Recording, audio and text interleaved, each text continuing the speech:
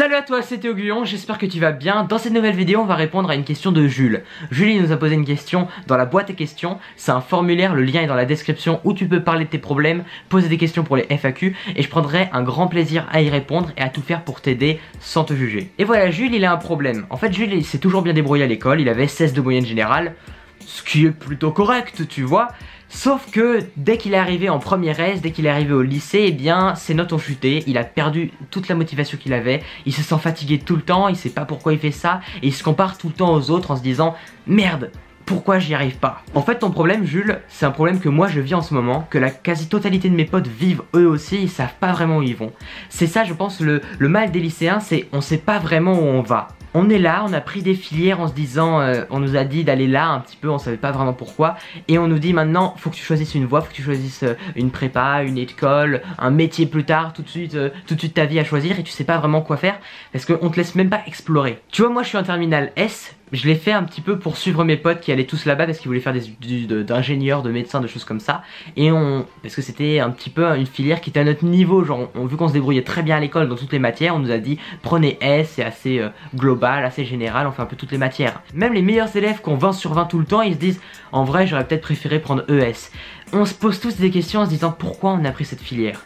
Mais en fait je me rends compte que si j'avais pris une autre filière ça m'aurait peut-être pas plu non plus parce qu'aucune filière n'était vraiment faite pour mes ambitions parce que moi je souhaite faire des projets un peu indépendants, je souhaite faire des projets par moi-même, faire des projets de vidéos, d'entrepreneuriat, des projets artistiques, des choses comme ça et c'est pas du tout lié à une école en fait. Mais voilà, on est tous dans ce cas là, on a la flemme de suivre les cours, on se dit mais pourquoi on fait ça, on n'arrive pas, genre nous notre classe on est toujours à bavarder parce qu'on essaye de rendre les cours un peu plus sympa, on n'arrive pas à suivre les cours, ça nous fait chier clairement.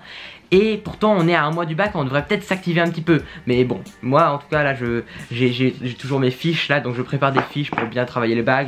Je fais pas trop de conneries non plus, j'ai vraiment envie de pas louper mon bac pour pas perdre de temps. En fait je pense que la question à se poser, si tu veux régler vraiment ce problème, c'est ta motivation.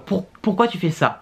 En fait on est beaucoup dans le lycée à arriver là, on nous dit de faire des cours, on nous dit de préparer les prépas, les études, des choses comme ça et on sait pas pourquoi. On nous dit de faire des études, des écoles tu vois, mais pour faire des écoles, on sait pas vraiment quel métier on va avoir derrière, quel débouché, quel avenir, quel style de vie on a envie d'adopter. On ne sait pas toutes ces questions là, parce que ces questions là, elles viennent avec l'expérience, avec le temps, avec la réflexion. On nous laisse pas réfléchir, on nous laisse pas explorer au lycée. On nous dit, il y a que ces filières là, il y a que ces voies là, il y a des études de médecine, d'ingénieur, d'art, de lettres, voilà, t'as que ça. Tu peux rien faire d'autre. Tu peux pas faire, je sais pas, de menuiserie, tu peux pas aller dans un autre pays pour faire des études différentes. Non, tu peux pas, tu peux faire que ça. On te dit de suivre les trucs de Parcoursup et tu sais pas vraiment où aller parce que tu te dis est-ce que c'est ça qui me plaît? T'as peur de faire ce genre de choix parce que c'est des choix qui sont importants et tu sais pas si c'est vraiment ça qu'il te faut. Mais en fait moi j'ai trouvé un petit peu une solution, c'est que moi je suis pas du tout stressé quand je vois une mauvaise note qui m'arrive, quand je vois même une bonne note, ça me fait ni chaud ni froid. Je n'ai pas grand chose à faire parce que j'ai des projets après le bac, j'ai mes propres projets, des projets qui sont pas liés à l'école, des projets qui sont complètement en dehors du système scolaire, des trucs qui sont vraiment à moi, qui sont vraiment personnels. Un gros projet d'ailleurs dont je vais t'en parler dès juillet, tu vois, dès après le bac je t'en parle. Là d'abord on passe le bac, ensuite on parle de ce gros projet. Mais je pense que c'est ça qu'il faut se poser, c'est quelle est la motivation, qu'est-ce que tu comptes faire, pourquoi tu fais ça. Je connais des potes qui voulaient faire en prépa mais qui n'avaient pas le niveau, ni la motivation, tu vois. Genre ils étaient pas faits pour ça, c'était pas leur truc. Ils se disaient je vais faire prépa parce que faut le faire, parce que oui il faut que je fasse ingénieur, je suis sûr que ça doit être super cool les études d'ingénieur. Et ils savent pas pourquoi ils voudraient le faire, ils savent pas pourquoi ils voudraient faire ce métier là précis. Ils n'ont pas la passion en fait, ils font ça un petit peu par défaut. Et c'est ça le problème je pense, on nous fait choisir, on nous fait prendre des choix par défaut, on nous dit qu'on a le choix mais on fait que des trucs par défaut. Et je pense qu'il y a une alternative à tout ça. Je pense qu'il y a une alternative en dehors de l'école, en dehors des cours, en dehors des études supérieures.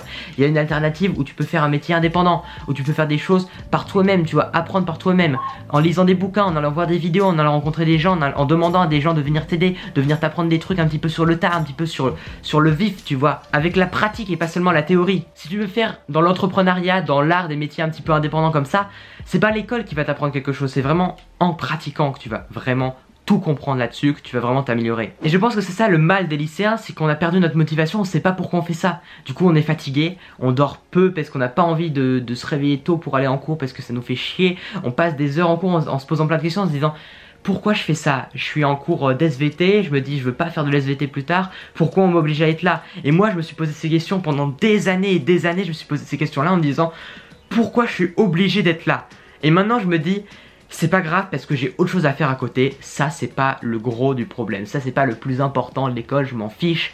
Moi j'ai mes projets à côté et je sais que je vais me donner à fond là-dedans. Mais après moi j'ai pris une certaine confiance par rapport aux projets que j'avais, par rapport aux ambitions que j'ai, tu vois. Mais j'ai beaucoup de potes qui aimeraient avoir ce genre de choses, qui aimeraient trouver ce genre de passion mais qui ne savent pas vraiment quoi faire et qui se retrouvent perdus. Ils ont des compétences, ils sont bons, ils sont doués, mais ils ont perdu la motivation. Mais je pense que si tu sais pas vraiment quoi faire après le bac, laisse-toi le temps. C'est pas grave si à 22 ans tu sais toujours pas quoi faire de ta vie, c'est pas grave. Il y a plein de gens qui savent toujours pas quoi faire. Il y a des gens à 50 ans, ils découvrent que leur passion, que leur truc qu'ils voulaient faire, c'était de devenir berger à la montagne. Et ils adorent et kiffent la vie après ça, alors qu'ils avaient un vieux métier de bureau qu'ils aimaient pas, parce qu'on leur a un petit peu proposé que ça. Aujourd'hui, le métier de bureau, c'est le métier comme paysan ou ouvrier qu'il y avait avant. C'est le métier un peu lambda. Et on sait pas vraiment ce que ça vaut, tous ces métiers. On se dit, je vais faire ça, je vais dans cette entreprise-là, mais on sait pas pourquoi on choisirait cette entreprise plutôt qu'une autre.